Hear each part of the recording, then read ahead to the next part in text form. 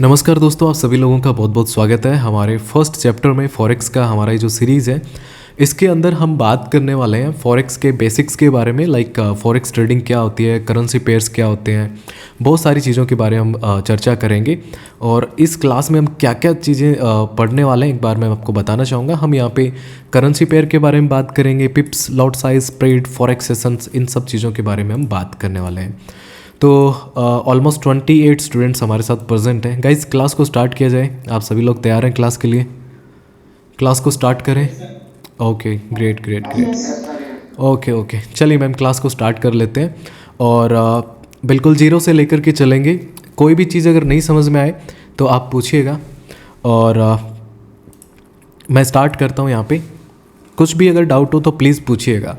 तो गाइस, ये है आपका फॉरेक्स ट्रेडिंग का ये आपका फर्स्ट क्लास है ना। और फॉरेक्स के बारे में आपने यूट्यूब पे देखा होगा, सुना होगा, क्या होता है, किस प्रकार से काम करता है। मैं थोड़ा सा एक बेसिक एग्जांपल से सिखाना चाहता हूँ। सबसे पहले मैं बात करूँगा कि फॉरेक्स का मतलब क्या होता है ना। फॉरेक्स यानी कि फॉरेन एक्सचेंज। फॉरेन का मतलब क्या होता है? आपके इंडिया के बाहर की जितनी भी कंट्रीज़ हैं वो क्या है? फॉरेन कंट्रीज़ हैं। जैसे मान लो हमारे इंडिया के अंदर करेंसी जो चलती है उसको आप क्या बोलते हो? भारतीय रुपया, INR, इंडियन नेशनल रुपीस। जैसे आज से 10 साल पहले मैंने देखा कि हमारा जो भारतीय रुपये था उसका जो भाव था वो कितना था? वो 70 रुपीज़ के आसपास था। यानी कि डॉलर के सापेक्ष अगर मैं इसकी तुलना करूं तो $1 के अंदर 70 रुपये हुआ करते थे आज से 10 साल पहले। लेकिन अगर मैं आज के टाइम की बात करूं तो कितना हो गया? 83 रुपीज़ हो चुका है ये। और ये कितना? $1 की मैं बात कर रहा हूँ। अब एक एग्जांपल के लिए मान लो कि आप एक दिन जो है अपने पेरेंट्स के साथ में US घूमने के लिए गए और उस दौरान आपके साथ में जो है ना एक $100 का नोट आप लेकर के आए। मतलब $100 आपके बच गए जो आपके पास में अभी भी हैं। आपके पास अभी भी वो $100 का नोट है, ठीक है। आज से 10 साल पहले $100 जो था उसकी प्राइस कितनी होगी? अगर मैं 70 रुपीज़ $1 का मानूँ तो ये हो जाएगा लगभग 700 रुपये। लेकिन आज की मैं बात कर रहा हूँ, आज की डेट में 83 रुपीज़ है। यानी कि जो $100 है उसका प्राइस कितना हो गया? लगभग 830 के आसपास हो गया। और आने वाले हो सकता है 4-5 साल में या 10 साल के अंदर हो सकता है कि $1 जो है उसका जो प्राइस है वो बढ़ते बढ़ते बढ़ते कितना चला जाए? 100 रुपये के आसपास जा सकता है। तो अगर ये 100 रुपये चला गया तो आपका जो 100 रुपीज़ का नोट आपने जो अपने पर्स में रखा हुआ है पिछले 10 सालों से वो कितना हो जाएगा? लगभग 1000 रुपीज़। लेकिन आज से 10 साल पहले $100 आपने कितने में बाय किया था? 700 INR में। आपको कितना पे करना पड़ा था? 700 INR, भारतीय रुपये में 700। लेकिन आने वाले समय में अगर डॉलर 100 रुपये पहुँच गया तो आपका हो जाएगा 1000। तो मुझे एक बात बताओ, आज से 10 साल पहले 700 में आपने $100 खरीदा था, लेकिन 1000 हो गया और फिर मान लो आपने 1000 में वो बेच दिया। तो सर मुझे एक बात बताओ, 700 में आपने खरीदा और जब उसका प्राइस 1000 रुपये चला गया तो आपने कितने का प्रॉफिट कमा लिया? 300 का, है ना। 300 का प्रॉफिट कमा लिया। इसमें आपने किया क्या? सिंपली समय के साथ में उस नोट को अपने साथ में रखा काफ़ी लंबे टाइम तक, और जैसे जैसे आपका भाव बढ़ता गया आपके डॉलर का, आपने उसको बेच दिया। ऐसा तो कभी हुआ नहीं होगा ना कि डॉलर का भाव लगातार बढ़ता ही गया। कभी कभी ऐसा भी होगा कि बीच में नीचे टूटा भी होगा, फिर बढ़ा होगा, टूटा होगा, इस प्रकार से, राइट। तो फॉरेक्स ट्रेडिंग के अंदर हम क्या करते हैं, दो अलग अलग जो करेंसीज होती हैं उनका जो पेयर होता है ना उसको हम ट्रेड करते हैं। जैसे ट्रेड का मतलब क्या होता है? हिंदी में ट्रेड का मतलब क्या होता है? व्यापार करना, बिजनेस करना। अगर USD INR के अंदर, जैसे मान लो कि आज मैं अपने घर के अंदर $5000 रख रखा हूँ और आने वाले 20 साल बाद में जो है मैं उस डॉलर को मैं सेल करूँगा तो उस टाइम पे जो INR का मेरा $1 का जो भाव होगा INR में, उसके अकॉर्डिंग मेरे को मिलेगा। और ये जो मार्जिन होगा मेरा बीच का, ये मेरा प्रॉफिट कहलाएगा। तो यहाँ पे एक करेंसी है USD और दूसरी जो करेंसी है वो है INR, यानी इंडियन नेशनल रुपीज़। तो यहाँ पे जैसे मैंने फॉरेक्स ट्रेडिंग जो है इसके बारे में थोड़ा सा यहाँ पे एक डेफिनेशन दे रखी है, इसको आप पढ़ सकते हो। फॉरेक्स के अंदर क्या होता है, दो अलग अलग करेंसी पेयर्स होते हैं, इनकी जो वैल्यू होती है ये फ्लक्चुएट करती है। क्यों?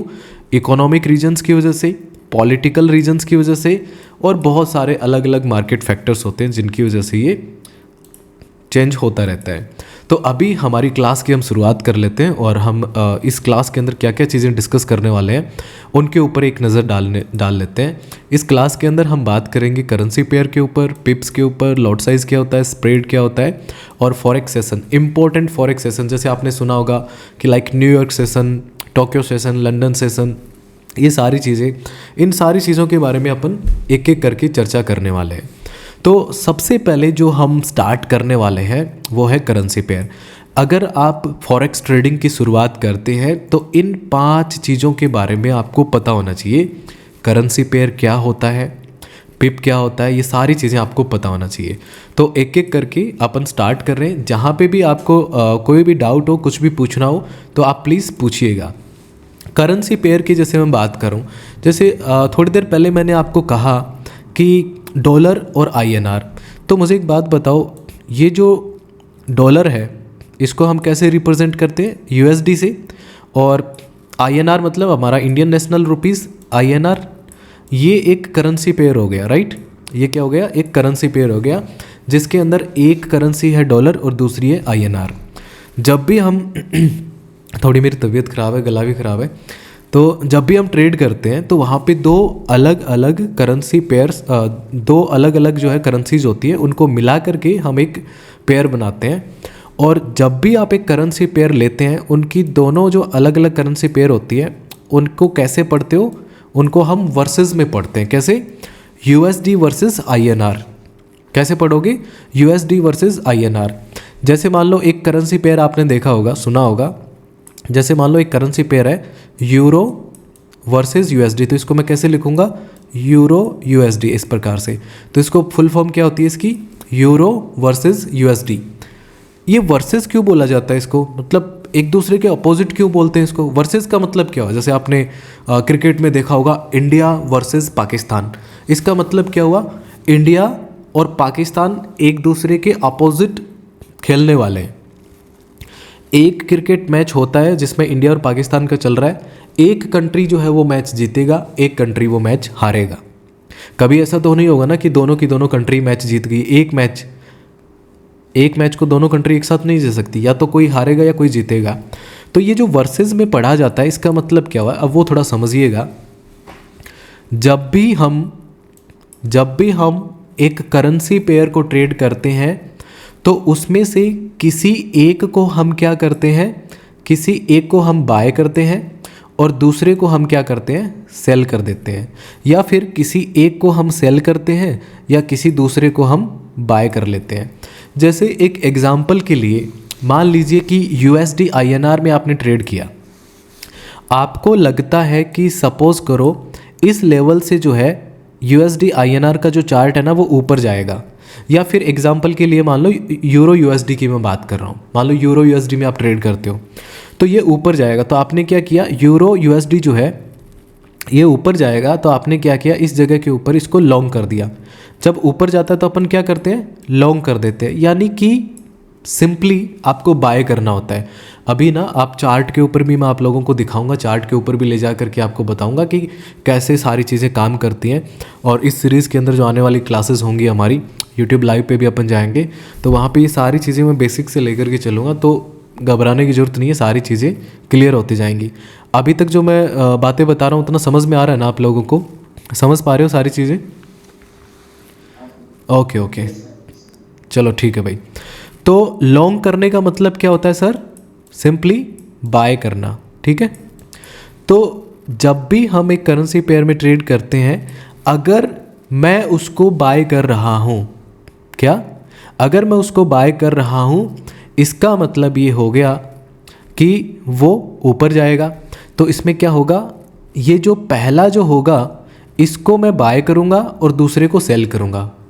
किसी भी करेंसी पेयर में जब हम ट्रेड करते हैं तो एक को बाय करते हैं और दूसरे को सेल करते हैं, जैसे अभी मैंने यहाँ पे बताया ना। अब ऐसा मत सोच लेना कि पहले मैं बाइंग का ऑर्डर लगाऊंगा अपने एक्सनेस में, फिर मैं सेलिंग का ऑर्डर लगाऊंगा, नहीं। जैसे ही आपने लॉन्ग पे एंट्री क्वांटिटी डाली कि इतनी क्वांटिटी मेरे को लॉन्ग करनी है, जैसे ही बटन दबाया आपने, आपका ऑटोमेटिकली जो है 2 ट्रेड ऑटोमेटिकली लग जाएंगे, लेकिन आपको दिखाई देगा एक ही। लेकिन इसका मतलब क्या होता है एक्चुअल में कि अगर आपको लगता है जैसे यूरो यूएसडी जो है वो ऊपर जाएगा, तो आपने सर क्या किया, यूरो को तो बाय कर लिया और यूएसडी को सेल कर लिया। इसका मतलब हो गया आपने यूरो यूएसडी का जो करेंसी पेयर है उसको बाय किया है। सिंपली ऐसे होता है। अगर आपने सेल किया है, अगर आपको लगता है कि यूरो यूएसडी जो है वो नीचे की तरफ गिरने वाला है इस पर्टिकुलर लेवल से, तो आप उसको क्या करोगे, अपन उसको क्या करते हैं, अपन उसको शॉर्ट करते हैं। क्या करते हैं सर, अपन उसको शॉर्ट कर देंगे। शॉर्ट करने का मतलब क्या हो गया, उसको सेल कर देंगे। ठीक है, मेरा ये पेन टैब नहीं चल रहा है, इस वजह से मैं ठीक से लिख नहीं पा रहा। तो यहाँ पे अपन क्या करेंगे, सेल करेंगे। सेल करेंगे मतलब यूरो यूएसडी का जो चार्ट है वो नीचे जा रहा है, राइट, मतलब मार्केट नीचे गिरने वाला है, यूरो यूएसडी का जो चार्ट है नीचे गिरेगा। अगर वो नीचे गिर रहा है इसका मतलब क्या हुआ, हमने उसको सेल किया है। सेल किया मतलब हमने यूरो को सेल किया है, यूएसडी को बाय किया है। यहाँ पे देख रहे हो, हमने यूरो को सेल किया है और यूएसडी को हमने क्या किया है, बाय किया है। आई होप कि इतनी चीज़ समझ में आ गई होगी। अब मैं यहाँ पे थोड़ा सा रिपीट करूँगा। अब देखिएगा, मान लो यूरो यूएसडी का आपने चार्ट लगा रखा है, आपको लगता है कि मार्केट ऐसे ऐसे करेगा, ऊपर जाएगा नीचे जाएगा, तो इसको किस प्रकार से करना है। आप देखो ये जो करेंसी पेयर होता है ना, इसके अंदर 2 अलग अलग करेंसी हैं। पहली जो करेंसी होती है इसको हम बोलते हैं बेस करेंसी। क्या बोलते हैं सर, इसको हम बोलते हैं बेस करेंसी। और जो सेकेंड करेंसी जो होती है ना, उसको हम बोलते हैं कॉट करेंसी। क्या बोलते हैं, कॉट करेंसी। क्या बोलते हैं, quote currency. Base currency and quote currency.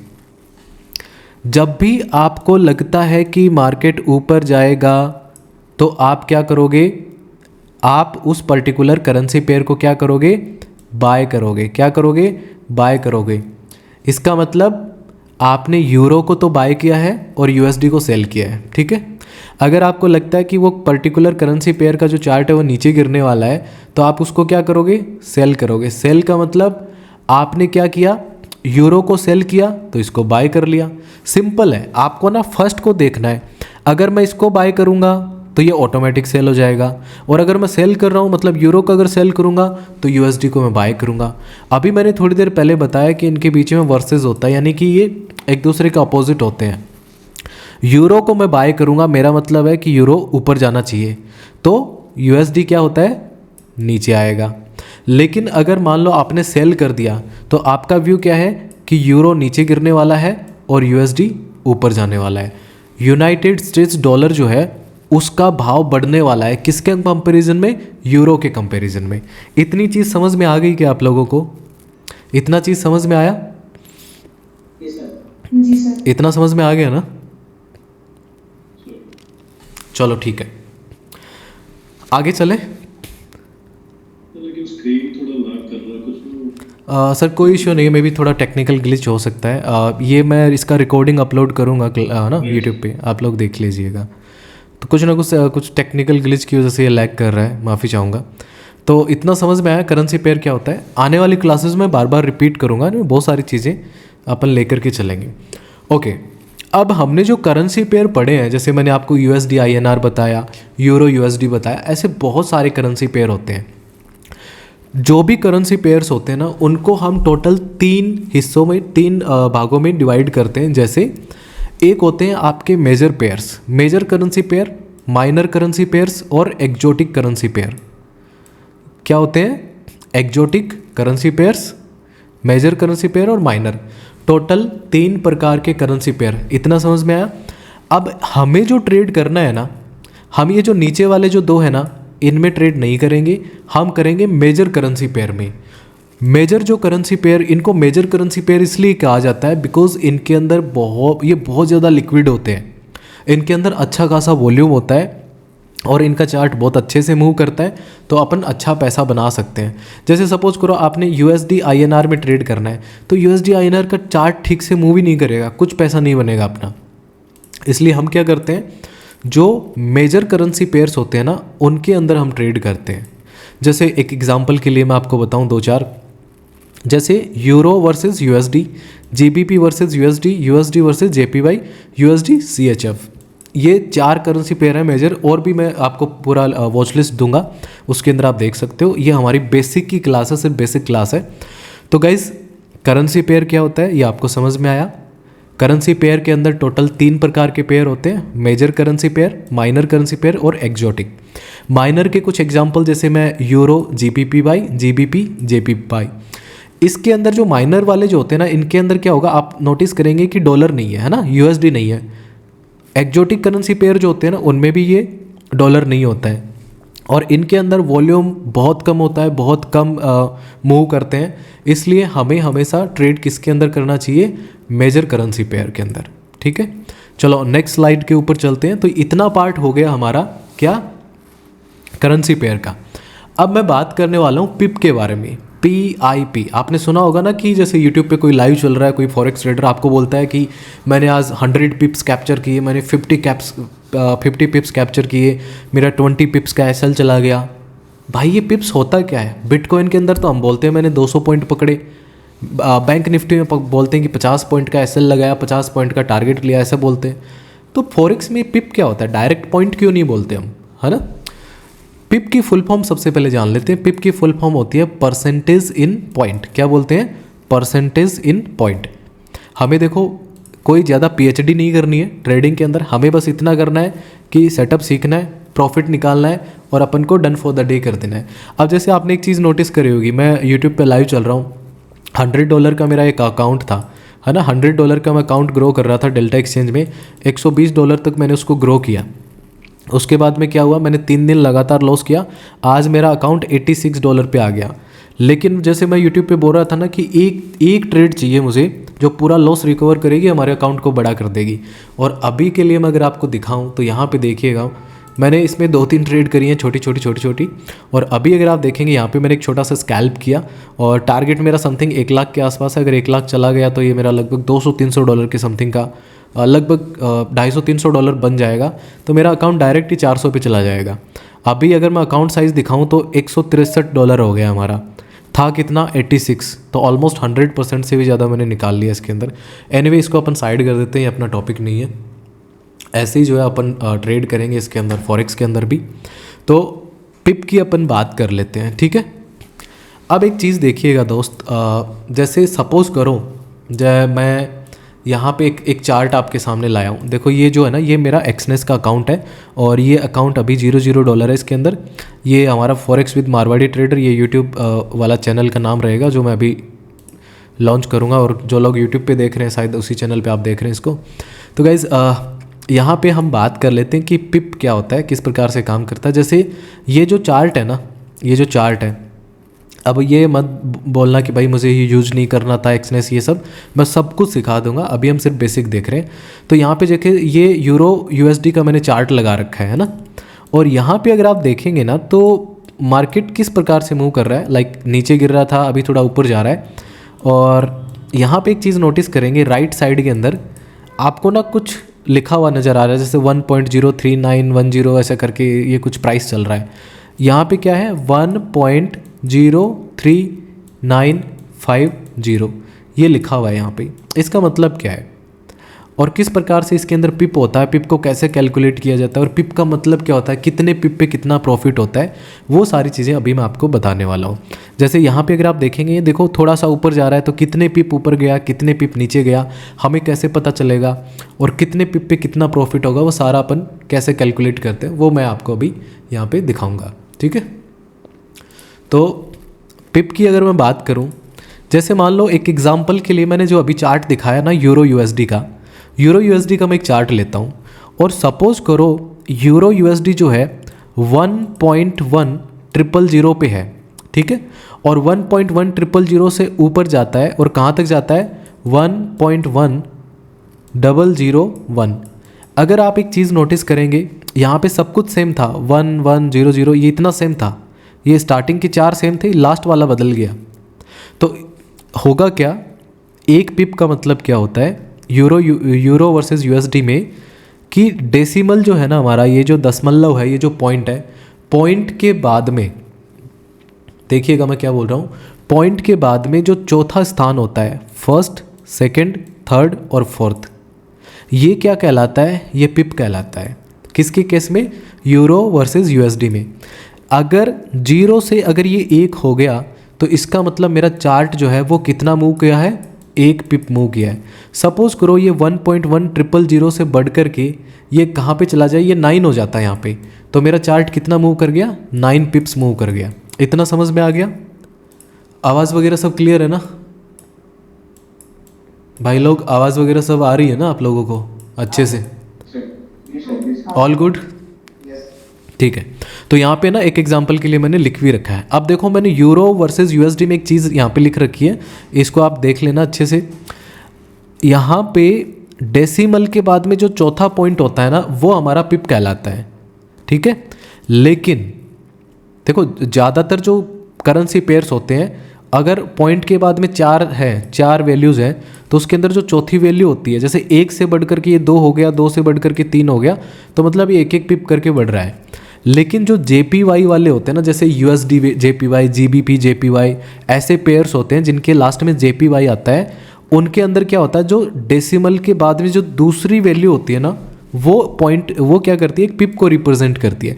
For example जैसे मान लो ऐसा है कि जैसे मैं आपको यहाँ पे ना चार्ट दिखाई देता हूँ ना, वो ज़्यादा बेटर रहेगा।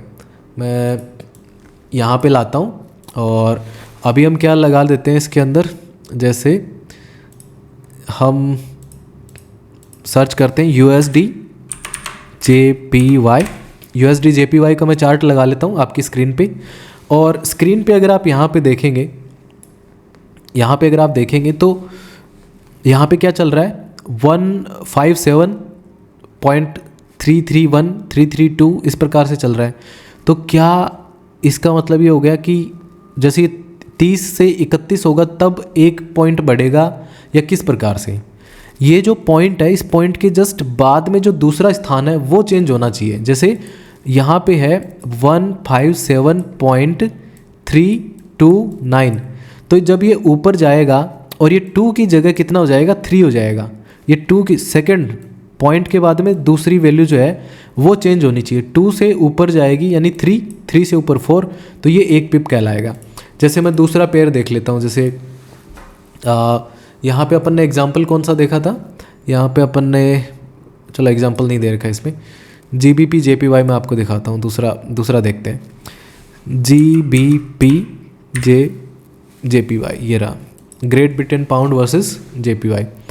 तो यहाँ पे देखिएगा, यहाँ पे अगर आप देखेंगे तो ये क्या चल रहा है, 197.200।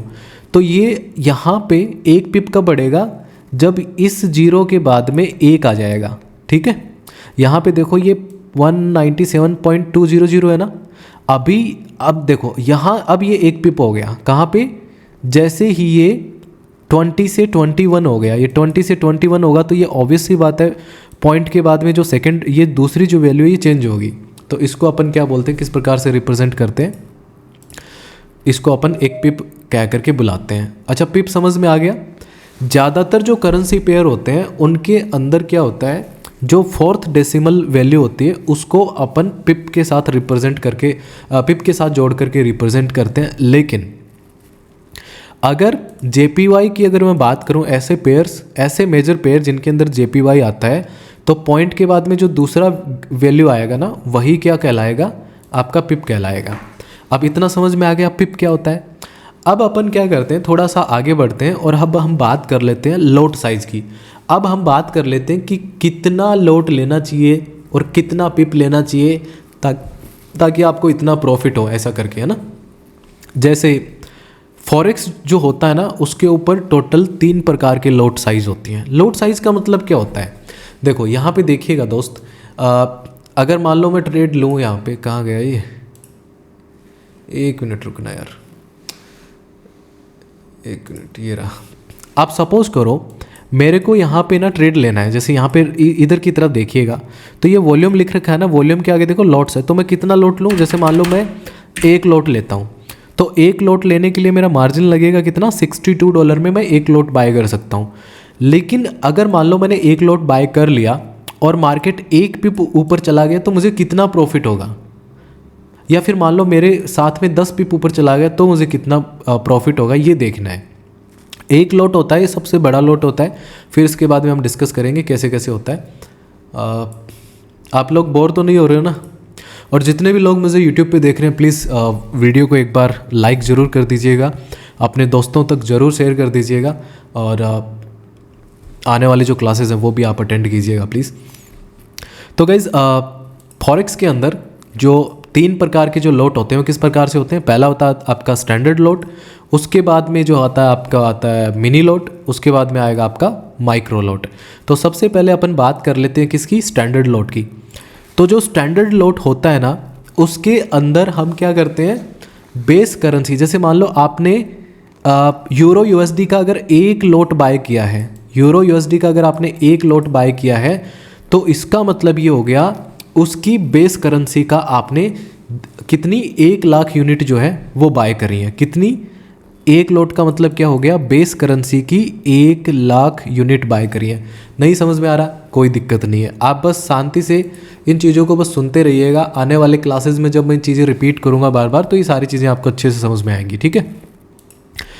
बेस करेंसी और कोट करेंसी क्या होता है वो आपको मैंने बताया था। किसी भी करेंसी पेयर के अंदर जो फर्स्ट करेंसी होती है वो बेस करेंसी होती है और उसके आगे वाली कोट करेंसी होती है। तो 1 लोट में क्या होता है? 1 लाख यूनिट होती हैं। मैं एक बार फिर से रिपीट करूँगा, नहीं समझ में आ रहा कोई दिक्कत नहीं है, 2-4 क्लासेस आगे की देखेंगे, सब समझ में आ जाएगा। स्टैंडर्ड लोट का मतलब क्या हो गया? 10 लाख यूनिट। अब यहाँ पे क्या होगा? द वैल्यू पर पिप इज़ यूजुअली $10। 1 लोट अगर आपने बाय किया है, अगर आपने 1 लोट लिया है और अगर मार्केट आपके फेवर में अगर मार्केट 1 पिप चला गया, कितना? 1 पिप, तो आपको प्रॉफिट कितना होगा? लगभग $10 के आसपास। ये 9.83 ऐसा कुछ होता है लगभग, लेकिन अपन राउंड फिगर में इसको $10 के आसपास मानते हैं। तो सर अगर आपने कंप्लीट 1 लोट बाय कर लिया, आप गए वॉल्यूम में, वहाँ पे डाला 1 लोट, एंट्री करी, बाय का बटन दबाया, आपका 1 लोट बाय हो गया। अगर मार्केट 1 पिप ऊपर जाएगा तो आपका कितना? $10, फिर 1 पिप और ऊपर जाएगा फिर से $10, ऐसे बनता है। अपोजिट जाएगा तो लॉस भी उसी प्रकार से होगा। यहाँ पे ये मैंने कुछ चीज़ें लिख रखी हैं, इनको आप देख सकते हो, समझ सकते हो, ध्यान रखना इसका। 1 लाख यूनिट होती है किसमें? स्टैंडर्ड लोट के अंदर। अब हम बात कर लेते हैं किसकी? मिनी लोट के बारे में, ठीक है। मिनी लोट के अंदर क्या होता है? जो 1 लाख यूनिट होती है अब वो कम हो जाती हैं और कितनी रह जाती हैं? सिर्फ 10,000। स्टैंडर्ड लोट के अंदर कितनी यूनिट थी? 1 लाख, लेकिन मिनी लोट के अंदर सिर्फ 10,000 होती है। कितनी? सिर्फ 10,000। मुझे एक बात बताओ दोस्त, अगर मैंने 1 लाख यूनिट की बजाय सिर्फ 10,000 यूनिट ली है, स्टैंडर्ड लोट की बजाय अगर मैंने मिनी लोट लिया, तो इसका मतलब क्या हुआ? मैंने 10 लाख यूनिट नहीं खरीदी, मैंने सिर्फ 10,000 यूनिट खरीदी है। तो इसका मतलब मुझे 1 पिप के ऊपर जो प्रॉफिट होगा वो कितना होगा सर? $1 का होगा। अगर मैंने यूरो यूएसडी बाय कर लिया और मार्केट मेरे फेवर में अगर 1 पिप निकल गया, तो मुझे सिर्फ $1 का प्रॉफिट होगा। आई होप कि इतना समझ में आया होगा। अब लास्ट आ जाता है आपका माइक्रो लोट। माइक्रो लोट के अंदर क्या होगा कि अगर मान लो आपने 1000 यूनिट बाय करी, 1000 यूनिट का मतलब होता है माइक्रो लोट। स्टैंडर्ड लोट 1 लाख यूनिट, मिनी लोट 10,000 यूनिट, और यहाँ पे माइक्रो में 1,000, 1 लाख 10,000 फिर 1,000। तो मुझे एक बात बताओ, जब तुम्हारा 10,000 यूनिट पे $1 का प्रॉफिट हो रहा था, तो यहाँ तो सिर्फ 1,000 यूनिट है, यानी कि $1 का भी 90% गायब कर दो तो कितना प्रॉफिट होगा? सिर्फ और सिर्फ $0.1। कितना? $0.1। माइक्रो लोट के अंदर आपका प्रॉफिट कितना होगा 1 पिप के ऊपर? सिर्फ और सिर्फ $0.1 के आसपास। ये चीज़ें समझ में तो आ रही है ना गाइस? आप बोर तो नहीं हो रहे? मज़ा आ रहा है? ओके, जहाँ नहीं समझ में आए प्लीज़ आप पूछिएगा ना। और आगे चलते हैं, आगे चले अब। ओके, तो यहाँ पे जो है ना, मैंने आपकी सुविधा के लिए ये सारी चीज़ें देखो यहाँ पे एकदम कंपाइल करके रख दिया ना। चाहो तो इसका स्क्रीनशॉट ले लीजिएगा या फिर यूट्यूब पे जब ये वीडियो है ना आप रिवाइज कर लेना। तो मेरे दोस्त, स्टैंडर्ड लोट का मतलब क्या होता है? कंप्लीट 1 लोट। आपका वहाँ पे क्या लिखोगे? 1 लोट। और स्टैंडर्ड लोट के अंदर कितनी यूनिट होती है? 1 लाख। कितनी होती है? 1 लाख। और यहाँ पे वैल्यू पर पिप, VPP का मतलब होता है वैल्यू पर पिप। 1 पिप की वैल्यू कितनी होगी? $10, अगर आपने कंप्लीट 1 लोट लिया है। अगर आपने मिनी लोट लिया है तो 10,000 यूनिट लोगे, $1, माइक्रो 1000। अब आप कहोगे सर ये क्या मेरे को वहाँ पे ऐसे लिखना पड़ेगा क्या 1,10,000? नहीं, वहाँ पे आपको ऐसे नहीं लिखना है, वहाँ पे क्या लिखना है वो मैं आपको बता देता हूँ। देखो यहाँ पे अगर आप जाएंगे ना, तो जैसे सपोज़ करो आपको 1 लोट लेना है, तो आप क्या लिखोगे यहाँ पे वॉल्यूम में क्या टाइप करोगे, सीधा 1 दबा दो कीबोर्ड पे। इसका मतलब आपने स्टैंडर्ड लोट लिया है। अब आपको लेना है मिनी लोट। मिनी लोट का मतलब हो गया कि आपने 1 लोट का 90% हिस्सा छोड़ दिया और सिर्फ 10% ले रहे हो, मतलब 0.1।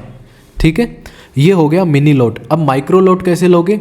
माइक्रो लोट का मतलब होता है 0.01। क्या होता है अब देखिएगा, स्टैंडर्ड लोट का मतलब होता है 1, मिनी लोट का मतलब होता है 0.1, और अगर आपको माइक्रो लोट लेना है तो मतलब 0.01। जैसे ही ये वैल्यू आप एंटर करेंगे, नीचे की तरफ आपको मार्जिन दिखाई देगा कि कितना मार्जिन आपका लगेगा। ये सारी चीज़ें, टेक प्रॉफिट, स्टॉप लॉस आप सेट कर सकते हो। वो खैर सारी चीज़ें मैं आपको बताने वाला हूँ। और ये क्लास अभी थोड़ी देर में डिस्कनेक्ट हो जाएगा ऑटोमेटिकली, तो मैं इसको दोबारा से कनेक्ट कर दूंगा, डोंट वरी। ओके, एक बार फिर से मैं आपको लिंक प्रोवाइड कर दूंगा इस क्लास का। और जितने भी भाई मुझे यूट्यूब पे देख रहे हैं, प्लीज़ इस वीडियो को ज़्यादा से ज़्यादा आप लाइक कीजिएगा, अपने दोस्तों तक शेयर कीजिएगा। और हम जल्दी ही एक चैलेंज स्टार्ट करने वाले हैं। मैं $200 के अकाउंट से स्टार्ट करूँगा और उसको आगे ग्रो करने का ट्राई करूँगा। और ये जो क्लास है हमारी डिस्कनेक्ट हो गई है, तो इसको मैं एक बार फिर से कनेक्ट करके इसका लिंक जो है हमारे स्टूडेंट्स तक पहुंचा देता हूं, ताकि वो जल्दी से जल्दी इसके अंदर जुड़ जाएं। ओके, सारे लोग आ गए, क्लास को स्टार्ट कर लेते हैं। तो गाइज, लोट सिस्टम समझ में आ गया, लोट साइज़ क्या होता है, किस प्रकार से हम ट्रेड करते हैं, इतना समझ में आया। एक बार मैं फिर से रिपीट कर देता हूँ, ठीक है। अगर आप कंप्लीट एक लोट लेते हैं तो ये हो गया आपका स्टैंडर्ड लोट। अगर आप 0.1 लेते हैं तो ये हो गया आपका मिनी लोट। और अगर आप लिखते हैं 0.01 तो ये हो गया आपका माइक्रो लोट, ठीक है। अगर आप कंप्लीट 1 लोट लेंगे तो 1 पिप के ऊपर आपको $10 मिलेंगे। अगर आप 0.1 लोट लेते हैं, यानी कि आप मिनी लोट लेते हैं, तो आपको $1 मिलेगा। और अगर आप सिर्फ माइक्रो लोट लेते हैं तो आपको मिलेगा $0.1, ठीक है। बहुत छोटा सा प्रॉफिट आपका इसमें होगा। तो आई होप कि लोट साइज़ आपको क्लियर हो गया होगा। अब हम बात कर लेते हैं नेक्स्ट स्प्रेड के ऊपर। अच्छा, स्प्रेड क्या होता है, ये थोड़ा सा इंपॉर्टेंट है जानना ना। देखो यहाँ पे मैंने इसकी डेफिनेशन लिख रखी है कि बिड प्राइस और आस्क प्राइस के बीच का जो डिफरेंस होता है ना, उसको हम क्या बोलते हैं, उसको हम बोलते हैं स्प्रेड। स्प्रेड का मतलब क्या होता है, बिड प्राइस और आस्क प्राइस के बीच का जो डिफरेंस होता है उसको हम बोलते हैं स्प्रेड। एक बार के लिए स्प्रेड को भूल जाओ, मैं एक जो चीज़ आपको बता रहा हूँ वो देखना। सपोज करो आपने एंट्री करी, जैसे मान लो आपने मान लो कि प्राइस चल रहा है इस लेवल पे, और आपका व्यू है कि आप बाय करना चाहते हो, यूरो यूएसडी हो गया या कुछ भी हो गया, आप बाय करना चाहते हो, जीबीपी जेपीवाई, यूएसडी जेपीवाई, कोई भी करेंसी पेयर आप बाय करना चाहते हो, ठीक है। तो आपने क्या किया ना, मार्केट ऑर्डर लगा दिया, मार्केट ऑर्डर। अब जैसे ही आपने मार्केट ऑर्डर लगाया तो ऑर्डर लगाते ही आपका क्या होगा, माइनस में शो करेगा, कुछ लॉस दिखाई देगा। जैसे मान लो आपने 1 यूरो यूएसडी का 1 लोट, कंप्लीट लोट अगर आपने बाइंग का ऑर्डर लगाया है, तो डायरेक्ट आपकी ट्रेड क्या करेगी, 8, 10, 15, $20 माइनस में स्टार्ट होगी। ऐसा क्यों होता है? इसका मतलब जहाँ पे मार्केट चल रहा होता है वहाँ पे आपका ऑर्डर नहीं लगा है, कहाँ लगा है, उसके ऊपर लगा है। सपोज करो मार्केट चल रहा है यहाँ पे, लेकिन आपका ऑर्डर वहाँ पे एग्जीक्यूट हुआ है। कहाँ पे एग्जीक्यूट हुआ है? आपका ऑर्डर एग्जीक्यूट होगा कहाँ पे, इस जगह पे, ठीक है। अब मुझे एक बात बताओ दोस्त, जब मार्केट आपका ऑलरेडी यहाँ पे है, नीचे इस लाइन पे, तो आपका ऑर्डर ऊपर एग्जीक्यूट हो गया, ऊपर वाली प्राइस के ऊपर। तो इन दोनों के बीच में जो डिफरेंस होगा ना, इन दोनों के बीच में जो डिफरेंस है, रियल टाइम प्राइस और ऑर्डर एग्जीक्यूशन, चाहे आप बाय करो या सेल करो, मेरी बात को गौर से सुनिएगा। मार्केट का रियल प्राइस जहाँ पे मार्केट एक्चुअली ट्रेड कर रहा है और आपका ऑर्डर जहाँ पे एग्जीक्यूट हो रहा है, इन दोनों के बीच में क्या होता है ना, एक डिफरेंस होता है। इन दोनों के बीच में जो गैप होता है उसको हम क्या बोलते हैं, स्प्रेड बोलते हैं। अब मुझे एक बात बताओ, मार्केट जब नीचे चल रहा है और ऑर्डर तुम्हारा यहाँ लग गया, तो भाई ऑब्वियस सी बात है कि तुम्हारा लॉस दिखाई देगा, 100% तुम्हें लॉस में दिखाई देगी ये ट्रेड। क्यों? क्योंकि आपका ऑर्डर यहाँ पे लगा है और मार्केट यहाँ पे है। यानी मार्केट में आपका व्यू क्या है, मार्केट में व्यू आपका ऊपर का, लेकिन मार्केट तो आपके जहाँ पे ऑर्डर लगा है जिस प्राइस पे, उसके नीचे चल रहा है। इसका मतलब लॉस दिखना तय है, सिंपल सी बात है। लेकिन अगर मान लो सपोज करो किसी भाई का व्यू है कि मार्केट किसी पर्टिकुलर लेवल से ना नीचे गिरेगा, कहाँ से, किसी पर्टिकुलर लेवल से नीचे की तरफ जाने वाला है, तो उसने क्या किया, मार्केट ऑर्डर के ऊपर एक लोट बाय कर लिया। क्या किया, मार्केट ऑर्डर के ऊपर एक लोट सेल कर दिया, सॉरी, मार्केट तुरंत उसने एक लोट डाला और बटन दबा दिया सेल का, तो उसका लॉस दिखाई देगा। अब बताओ उसका लॉस क्यों दिखाई देगा? मार्केट जब यहाँ पे चल रहा है, इस जगह पे चल रहा है, उस बच्चे का व्यू है डाउन साइड का, तो उसका लॉस कब दिखाई देगा? जब मार्केट जहाँ प्राइस चल रहा है उसके नीचे की तरफ लगे उसका ऑर्डर, तो उसका ऑर्डर कहाँ पे लगेगा? नीचे की तरफ लगेगा। यानी उसका ऑर्डर एग्जीक्यूट कहाँ पे हुआ है? यहाँ पे, जबकि प्राइस तो यहाँ पे है ना, और उसने सेल किया है। मैं सही बोल रहा हूँ क्या? कुछ लोग होंगे जिनको शायद समझ में नहीं आया होगा,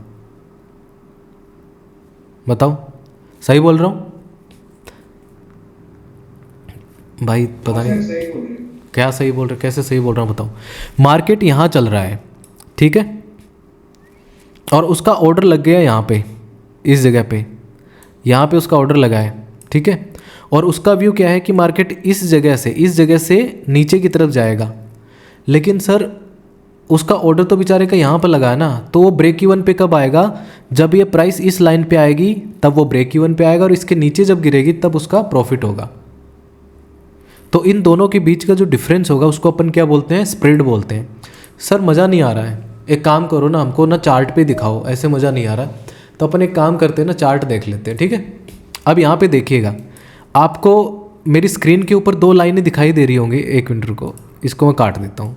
अगर आप गौर से अगर आप देखेंगे ना, तो यहाँ पे देखो रेड और ब्लू कलर में दो अलग अलग वैल्यू आपको ऊपर नीचे होती दिखाई दे रही है ना। ये एक रेड लाइन है और एक ये क्या है, थोड़ी सी ग्रीनिश या ब्लू कलर की लाइन है ना। ऊपर वाली एक लाइन है और एक नीचे वाली लाइन है, ये अलग अलग है।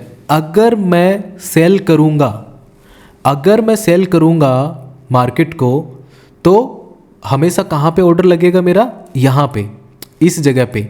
और प्रॉफिट कब आएगा? जब ये पीछे वाली लाइन मेरे इस लाइन के नीचे निकलेगी, तब मेरा प्रॉफिट होगा, ठीक है। हमेशा याद रखना, ये जो दोनों के बीच में जो दिखाई दे रहा है ना, इन दोनों लाइनों के बीच में, इसको अपन क्या बोलते हैं? इसी को अपन बोलते हैं स्प्रेड। तो हमेशा जब आपका व्यू नीचे की तरफ होता है, जब आप सेल करते हो, जब भी आप इसको सेल करोगे तो आपका ऑर्डर इसके ऊपर निकलेगा, इस नीचे वाली लाइन पे, ठीक है। और आपका प्रॉफिट कब होगा? जब ये ब्लू वाली लाइन जो है ना, ये नीचे की तरफ आएगी, आपका ऑर्डर यहाँ पे लग गया, जब ये ब्लू लाइन इसको ब्रेक करके नीचे आएगी तब आपका प्रॉफिट होगा। तो इन दोनों के बीच में जो ये है, इसको हम क्या बोलते हैं? स्प्रेड बोलते हैं। और हर एक एक्सचेंज का ये स्प्रेड अलग अलग होगा।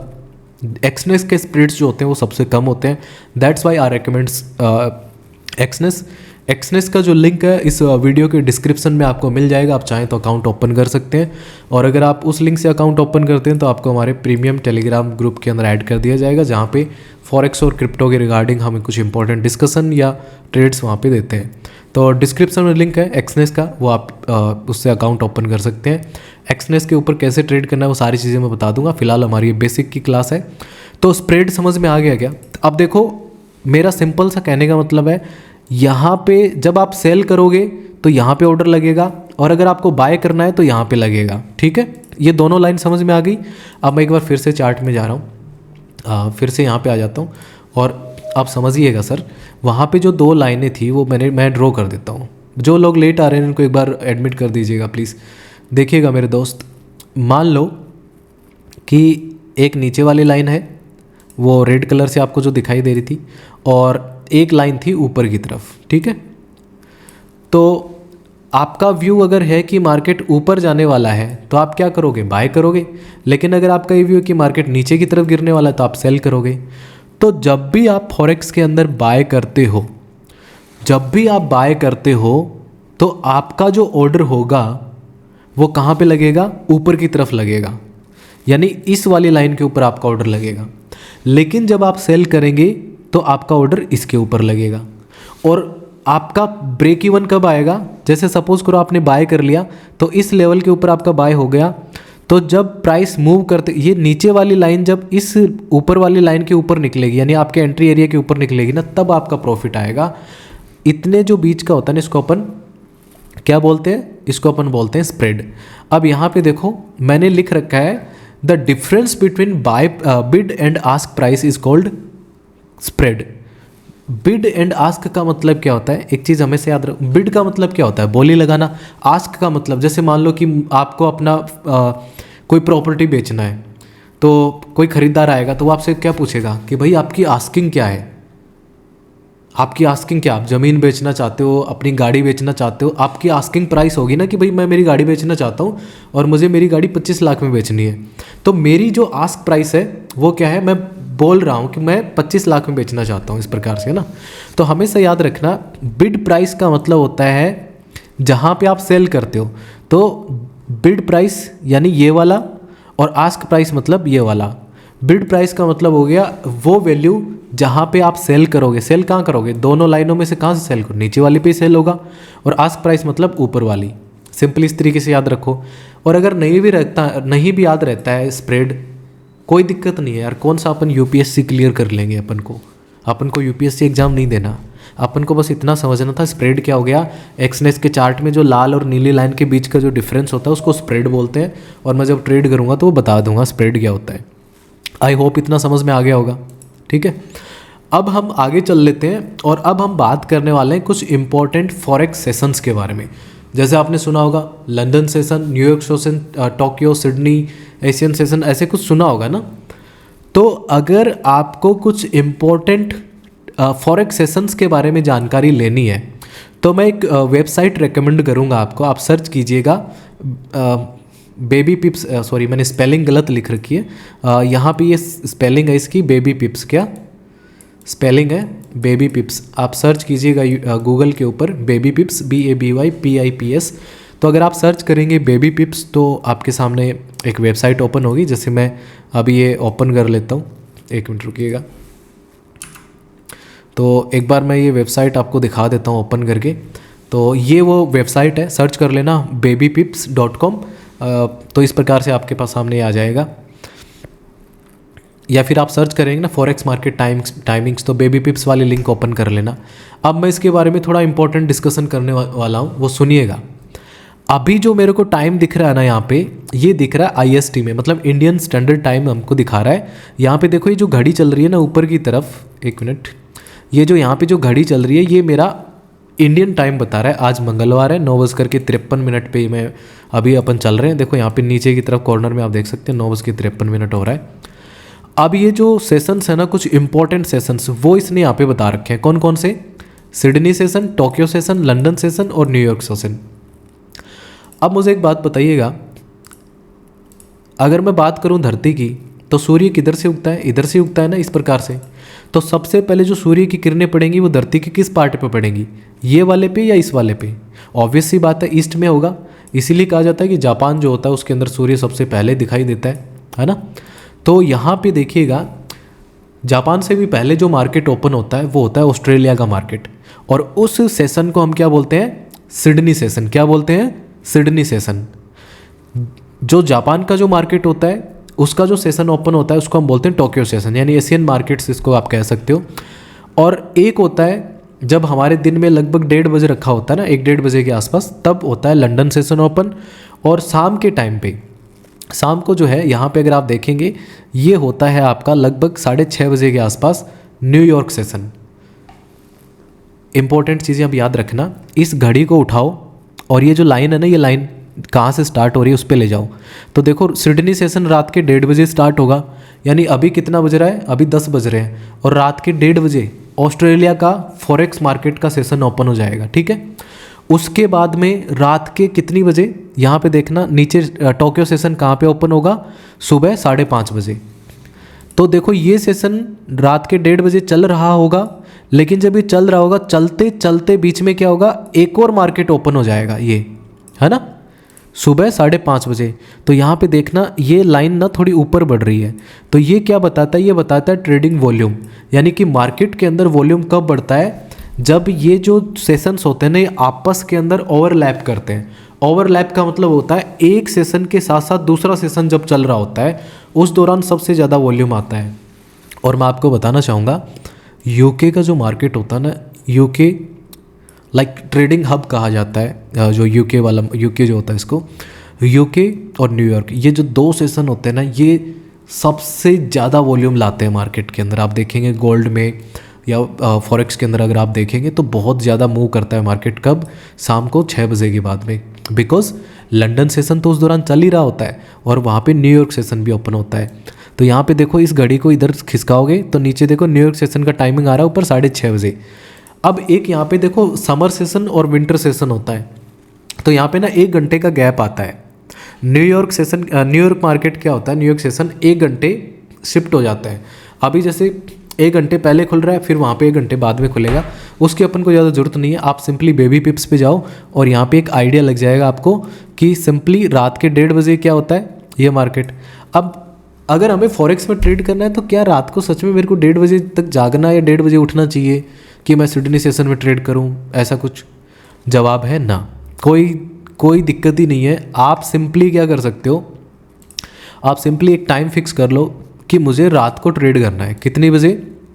ये देखो शाम को 6:30 बजे से लेकर के, और ये लंदन सेशन देखो रात को कितनी बजे बंद होगा। ये ब्लू लाइन के पास ले जाता हूँ घड़ी को और ये क्या बता रहा है ऊपर घड़ी में 10:30 का टाइम बता रहा है। यानी कि शाम को 6:30 से लेकर के 10:30 के बीच में ये जो 2 बड़े सेशंस होते हैं ना, ये ओवरलैप करते हैं, जिनकी वजह से फॉरेक्स मार्केट के अंदर एक बहुत बड़ा वॉल्यूम आता है। और एक जो इतना जो बड़ा वॉल्यूम आएगा ना, इसको अपन ट्रेड करेंगे तो हमें डिसेंट पिप्स मिल सकते हैं। लाइक बहुत इजीली अपन 100 पिप्स 50 या 100 पिप्स बहुत इजीली कैप्चर कर सकते हैं। तो फॉरेक्स सेशंस हम किस प्रकार से देखते हैं, ये इस प्रकार से। क्या मुझे डेली बेबी पिप्स की वेबसाइट पे आना है?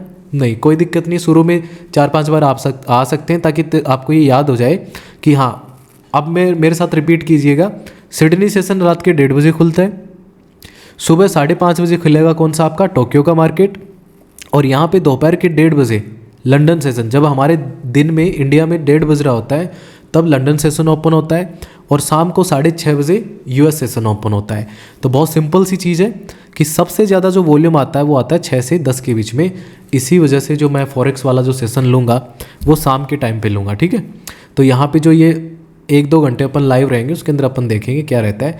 अब नीचे की तरफ ये जो आ रहा है ना, ये जो लाइक एक कुछ इस प्रकार से आप देखते हैं एक स्लोप सा बन रहा है यहाँ पे, ये वॉल्यूम है, ये लगातार ये वॉल्यूम बढ़ता जा रहा है। क्यों? क्योंकि दोपहर को जैसे ही यूके का मार्केट, देखो यूके मार्केट ओपन होने के साथ में ही वॉल्यूम बढ़ गया, और ये जब दोनों मार्केट एक साथ ओपन होते हैं तब सबसे पीक पे होता है वॉल्यूम, और सबसे पीक पे देखो यहाँ पे इस जगह बता रखा है, यानी कि 9 बजे के बाद में 9 से लेकर के 10 के बीच में बहुत ज़बरदस्त वॉल्यूम होता है।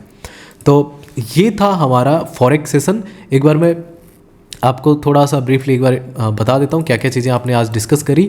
सबसे पहले आज हमने डिस्कस किया कि फॉरेक्स ट्रेडिंग क्या होती है, जहाँ पे आपने देखा कि फॉरेक्स का एग्जांपल मैंने आपको दिया यूएसडी और आईएनआर वाली करेंसी के साथ में।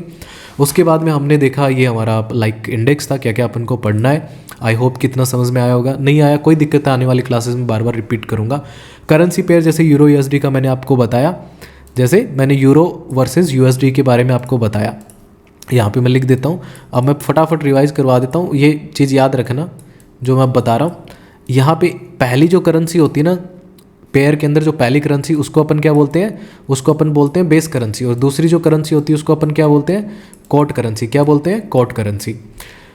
जब भी आपको बाय करने का मन है, जैसे मान लो आपको यूरो यूएसडी का बाय करना है 1 लॉट, इसका मतलब आपने बेस करेंसी को बाय कर लिया और आपकी कोट करेंसी को सेल कर दिया। क्या करोगे आपने, अगर यूरो यूएसडी का 1 लॉट बाय किया, इसका मतलब आपने यूरो बाय किया है और यूएसडी को सेल किया है, बस सिंपल सा है।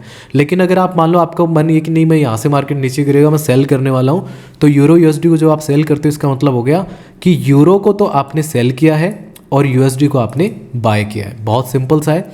इसके बाद में आपने देखा कि करेंसी पेयर होते हैं, मेजर पेयर्स की हम बात करेंगे, जैसे euro USD, GP USD, USD JPY, और भी होते हैं, मैं सारे वो लिस्ट आपको दे दूंगा।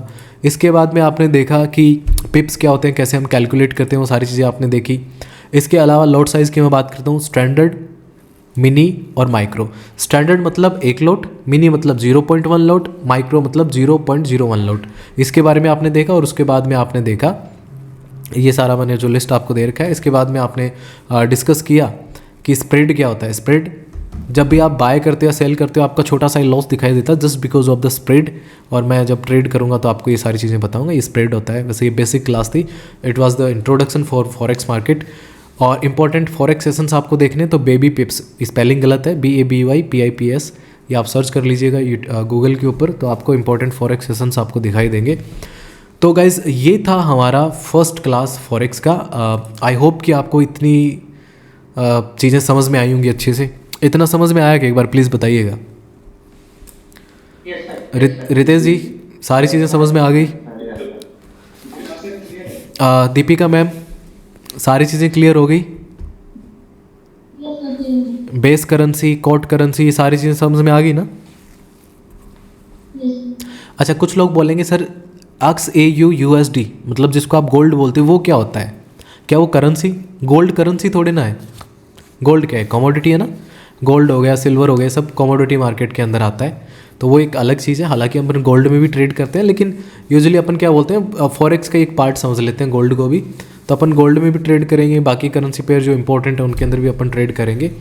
और मैं एक $100 का जो अकाउंट है उस 100 नहीं सॉरी $200 मैं यहाँ पे एक $200 का अकाउंट जो है आप लोगों के साथ लेकर के चलूँगा। And I will show you कि कैसे अपन इस $200 के अकाउंट को धीरे धीरे ग्रो करेंगे। गोल्ड में ट्रेड करेंगे, बाकी के जो इंपॉर्टेंट करेंसी पेयर्स हैं उनके अंदर भी हम ट्रेड करेंगे। ट्रेड कहाँ करेंगे? एक्सनेस के अंदर, one of the best exchange for forex market. तो आप एक्सनेस में ट्रेड कर सकते हैं और स्प्रेड बहुत कम होता है इसके अंदर। स्प्रेड की वजह से जो लॉसेज होते हैं वो थोड़े से कम होते हैं। तो एक्सनेस में अकाउंट बना सकते हैं। जितने भी लोग यूट्यूब पे देख रहे हैं, डिस्क्रिप्शन में लिंक है, उस लिंक से अगर आप अकाउंट ओपन करते हैं तो आप हमारे फॉरेक्स वाले फॉरेक्स के हमारे प्रीमियम टेलीग्राम में ऐड हो सकते हैं। और अपनी वाणी को जो है मैं यहीं पे विराम देना चाहूँगा। मेरी मुलाकात होगी आप लोगों से नेक्स्ट क्लास में। तब तक के लिए बाय बाय, टेक केयर, जय हिंद, जय सिया राम।